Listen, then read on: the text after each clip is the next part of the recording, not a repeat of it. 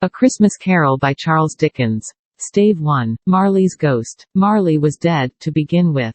There is no doubt whatever about that. The register of his burial was signed by the clergyman, the clerk, the undertaker, and the chief mourner. Scrooge signed it. And Scrooge's name was good upon change, for anything he chose to put his hand to. Old Marley was dead as a doornail. Scrooge knew he was dead? Of course he did. How could it be otherwise? Scrooge and he were partners for I don't know how many years. Scrooge was his sole executor, his sole administrator, his sole assign, his sole residuary legatee, his sole friend, and sole mourner.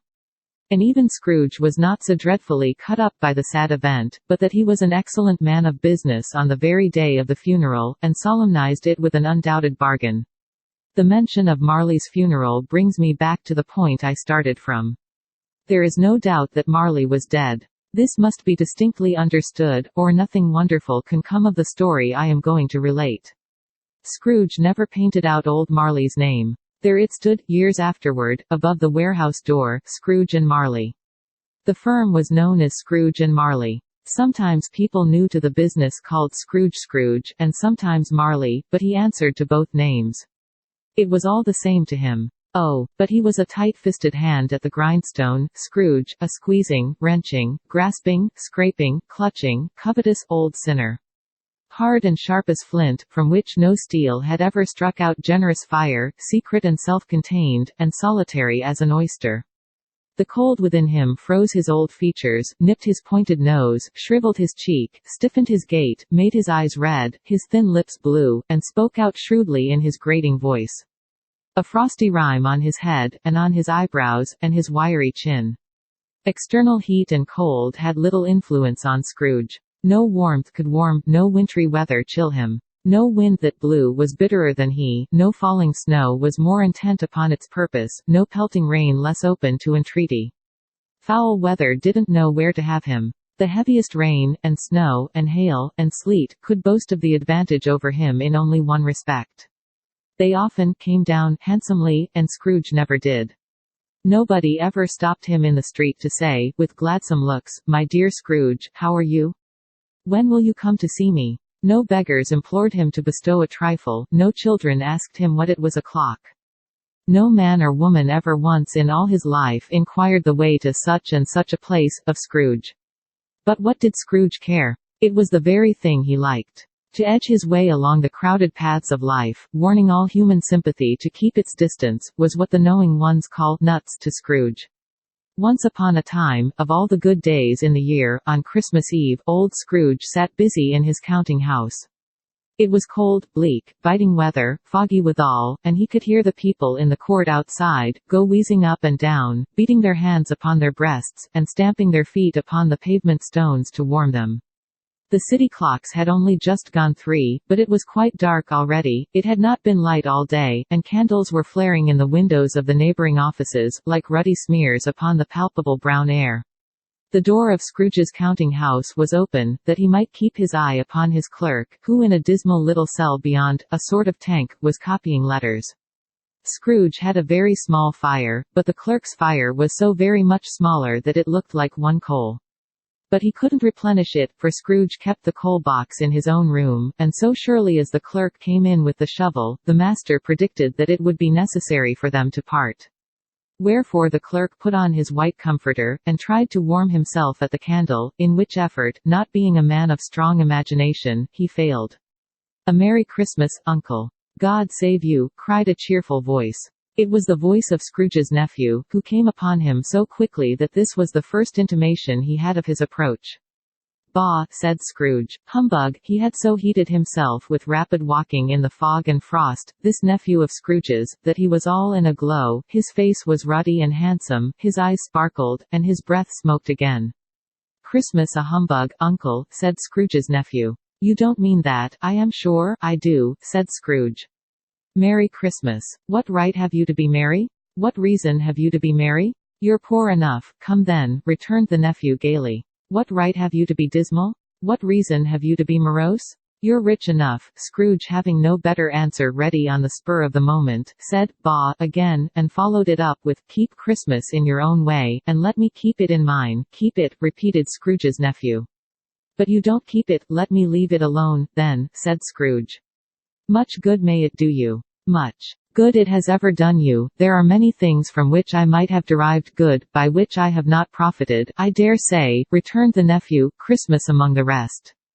But I am sure I have always thought of Christmas time, when it has come round, apart from the veneration due to its sacred name and origin, if anything belonging to it can be apart from that, as a good time, a kind, forgiving, charitable, pleasant time, the only time I know of, in the long calendar of the year, when men and women seem by one consent to open their shut-up hearts freely, and to think of people below them as if they really were fellow passengers to the grave, and not another race of creatures bound on other journeys.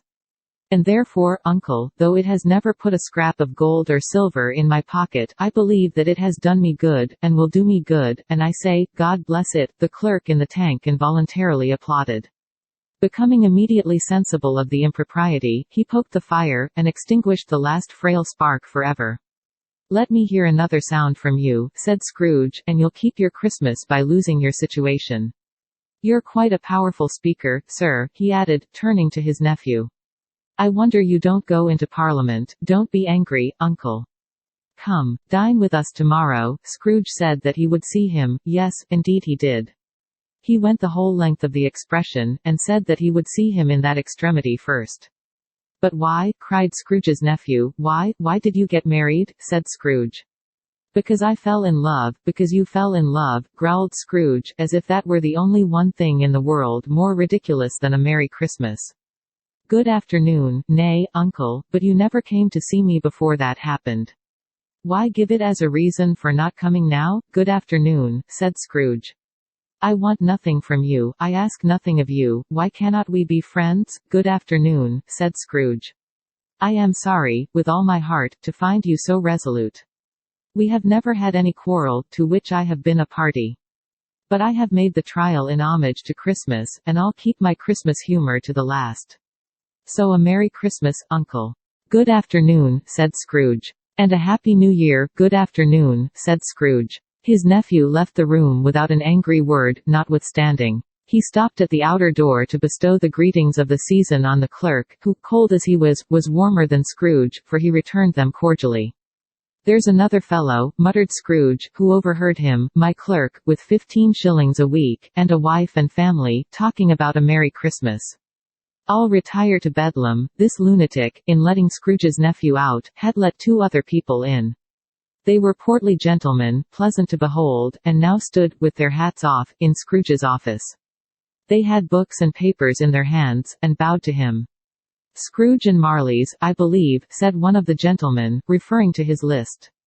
"Have I the pleasure of addressing Mr. Scrooge, or Mr. Marley?" "Mr. Marley has been dead these 7 years," Scrooge replied. "He died 7 years ago, this very night. We have no doubt his liberality is well represented by his surviving partner," said the gentleman, presenting his credentials.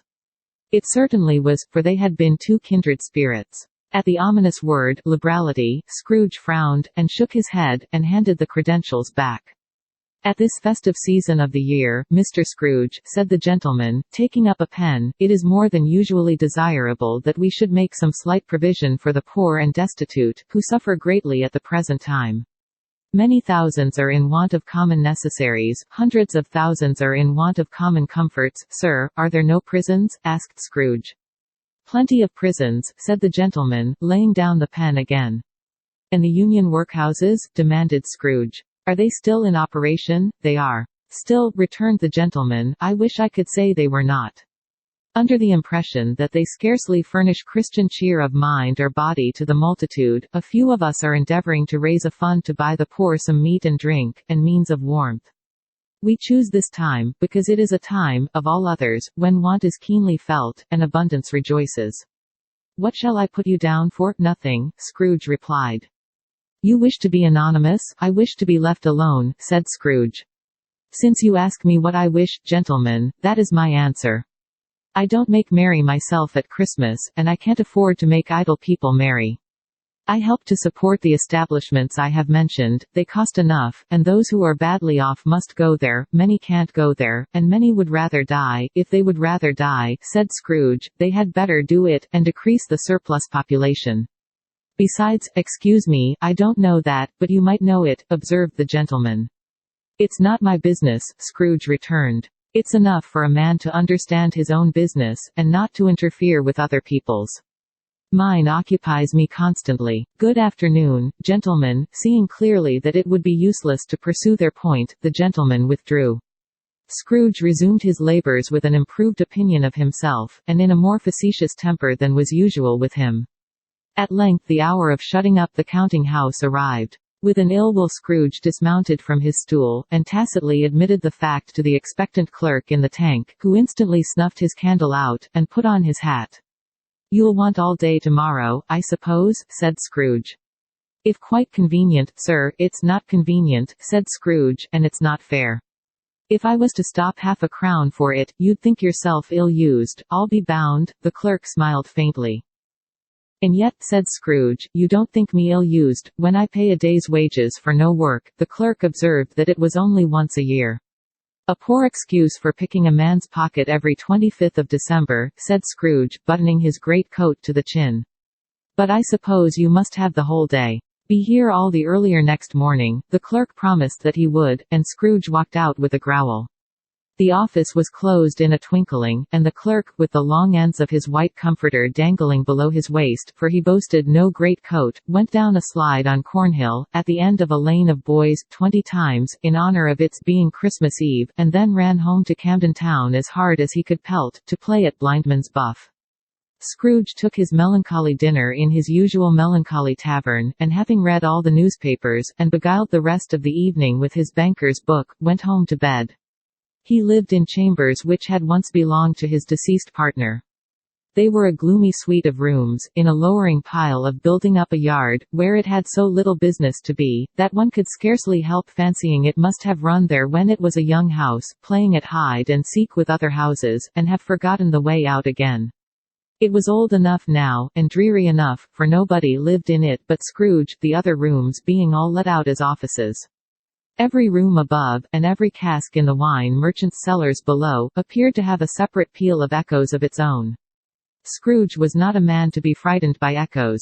He fastened the door, and walked across the hall, and up the stairs, slowly too, trimming his candle as he went. Half a dozen gas lamps out of the street wouldn't have lighted the entry too well, so you may suppose that it was pretty dark with Scrooge's dip. Up Scrooge went, not caring a button for that. Darkness is cheap, and Scrooge liked it. But before he shut his heavy door, he walked through his rooms to see that all was right. Quite satisfied, he closed his door, and locked himself in, double-locked himself in, which was not his custom. Thus secured against surprise, he took off his cravat, put on his dressing gown and slippers, and his nightcap, and sat down before the fire to take his gruel. As he threw his head back in the chair, his glance happened to rest upon a bell, a disused bell, that hung in the room, and communicated for some purpose now forgotten with a chamber in the highest story of the building. It was with great astonishment, and with a strange, inexplicable dread, that as he looked, he saw this bell begin to swing. It swung so softly in the outset that it scarcely made a sound, but soon it rang out loudly, and so did every bell in the house. This might have lasted half a minute, or a minute, but it seemed an hour. The bells ceased as they had begun, together. They were succeeded by a clanking noise deep down below, as if some person were dragging a heavy chain over the casks in the wine merchant's cellar. Scrooge then remembered to have heard that ghosts in haunted houses were described as dragging chains. The cellar door flew open with a booming sound, and then he heard the noise much louder, on the floors below, then coming up the stairs, then coming straight toward his door. "It's humbug still," said Scrooge. "I won't believe it." His color changed though, when, without a pause, it came on through the heavy door, and passed into the room before his eyes. Upon its coming in, the dying flame leapt up, as though it cried, "I know him." Marley's ghost, and fell again. The same face, the very same. The chain he drew was clasped about his middle. It was long and wound about him like a tail, and it was made, for Scrooge observed it closely, of cash boxes, keys, padlocks, ledgers, deeds, and heavy purses wrought in steel. "How now?" said Scrooge, caustic and cold as ever. "What do you want with me?" "Much." Marley's voice, no doubt about it. "Who are you? Ask me who I was." "Who were you then?" said Scrooge, raising his voice. "You're particular, for a shade." He was going to say to a shade, but substituted this, as more appropriate. In life I was your partner, Jacob Marley. Can you sit down? Asked Scrooge, looking doubtfully at him. I can do it, then. Scrooge asked the question, because he didn't know whether a ghost so transparent might find himself in a condition to take a chair, and felt that in the event of its being impossible, it might involve the necessity of an embarrassing explanation. But the ghost sat down on the opposite side of the fireplace, as if he were quite used to it. Scrooge fell upon his knees, and clasped his hands before his face. Mercy, he said, dreadful apparition, why do you trouble me, man of the worldly mind? Replied the ghost, do you believe in me or not? I do, said Scrooge. I must. But why do spirits walk the earth, and why do they come to me? It is required of every man, the ghost returned, that the spirit within him should walk abroad among his fellow men, and travel far and wide, and if that spirit goes not forth in life, it is condemned to do so after death. It is doomed to wander through the world, oh, woe is me, and witness what it cannot share, but might have shared on earth, and turn to happiness. The spectre raised a cry, and shook its chain and wrung its shadowy hands. You are fettered, said Scrooge, trembling. Tell me why? I wear the chain I forged in life, replied the ghost. I made it link by link, and yard by yard, I girded it on of my own free will, and of my own free will I wore it. Is its pattern strange to you? Scrooge trembled more and more. Or would you know, pursued the ghost, the weight and length of the strong coil you bear yourself? It was full as heavy and as long as this, 7 Christmas Eves ago. You have labored on it since. It is a ponderous chain. Scrooge glanced about him on the floor, in the expectation of finding himself surrounded by some 50 or 60 fathoms of iron cable, but he could see nothing. Jacob, he said imploringly. Old Jacob Marley, tell me more. Speak comfort to me, Jacob. I have none to give, the ghost replied. It comes from other regions, Ebenezer Scrooge, and is conveyed by other ministers, to other kinds of men. Nor can I tell you what I would. A very little more, is all permitted to me. I cannot rest, I cannot stay, I cannot linger anywhere. My spirit never walked beyond our counting house, mark me, in life my spirit never roved beyond the narrow limits of our money-changing hole, and weary journeys lie before me. It was a habit with Scrooge, whenever he became thoughtful, to put his hands in his breeches pockets. Pondering on what the ghost had said, he did so now, but without lifting up his eyes, or getting off his knees. You must have been very slow about it, Jacob, Scrooge observed, in a business-like manner, though with humility and deference. Slow, the ghost repeated. 7 years dead, mused Scrooge. And traveling all the time, the whole time, said the ghost. No rest, no peace. Incessant torture of remorse. You travel fast, said Scrooge. On the wings of the wind, replied the ghost. You might have got over a great quantity of ground in 7 years, said Scrooge. The ghost, on hearing this, set up another cry, and clanked its chain hideously. Oh, captive bound, and double-ironed, cried the phantom, not to know that ages of incessant labor, by immortal creatures, for this earth must pass into eternity before the good of which it is susceptible is all developed. Not to know that any Christian spirit working kindly in its little sphere, whatever it may be, will find its mortal life too short for its vast means of usefulness. Not to know that no space of regret can make amends for one life's opportunities misused. Yet such was I, oh, such was I, but you were always a good man of business, Jacob, faltered Scrooge, who now began to apply this to himself. Business, cried the ghost, wringing its hands again. Mankind was my business. The common welfare was my business. Charity, mercy, forbearance, and benevolence, were all my business. The dealings of my trade were but a drop of water in the comprehensive ocean of my business. It held up its chain at arm's length, as if that were the cause of all its unavailing grief, and flung it heavily upon the ground again. At this time of the rolling year, the spectre said, I suffer most. Why did I walk through crowds of fellow beings with my eyes turned down, and never raise them to that blessed star which led the wise men to a poor abode? Were there no poor homes to which its light would have conducted me? Scrooge was very much dismayed to hear the spectre going on at this rate, and began to quake exceedingly. Hear me, cried the ghost. My time is nearly gone. I will, said Scrooge. But don't be hard upon me. Don't be flowery, Jacob. Pray, how it is that I appear before you in a shape that you can see, I may not tell. I have sat invisible beside you many and many a day. It was not an agreeable idea. Scrooge shivered, and wiped the perspiration from his brow. "That is no light part of my penance," pursued the ghost. "I am here tonight to warn you, that you have yet a chance and hope of escaping my fate." "A chance and hope of my procuring, Ebenezer, you were always a good friend to me," said Scrooge. "Thankye, you will be haunted," resumed the ghost, "by 3 spirits." Scrooge's countenance fell. "Is that the chance and hope you mentioned, Jacob?" he demanded, in a faltering voice. "It is. I think I'd rather not," said Scrooge. "Without their visits," said the ghost, "you cannot hope to shun the path I tread." "Expect the first tomorrow, when the bell tolls 1. Couldn't I take 'em all at once, and have it over, Jacob?" hinted Scrooge. "Expect the second on the next night at the same hour. The third, upon the next night when the last stroke of 12 has ceased to vibrate.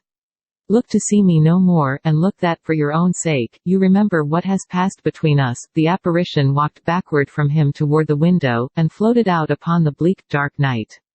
Scrooge followed to the window, desperate in his curiosity. He looked out. The air was filled with phantoms, wandering hither and thither in restless haste, and moaning as they went. Every one of them wore chains like Marley's ghost. Some few, they might be guilty governments, were linked together, none were free. Many had been personally known to Scrooge in their lives. He had been quite familiar with one old ghost, in a white waistcoat, with a monstrous iron safe attached to its ankle, who cried piteously at being unable to assist a wretched woman with an infant, whom it saw below upon a doorstep. The misery with them all was, clearly, that they sought to interfere, for good, in human matters and had lost the power forever. Whether these creatures faded into mist, or mist enshrouded them, he could not tell. But they and their spirit voices faded together, and the night became as it had been when he walked home. Scrooge closed the window, and examined the door by which the ghost had entered. It was double-locked, as he had locked it with his own hands, and the bolts were undisturbed. He tried to say, "humbug," but stopped at the first syllable.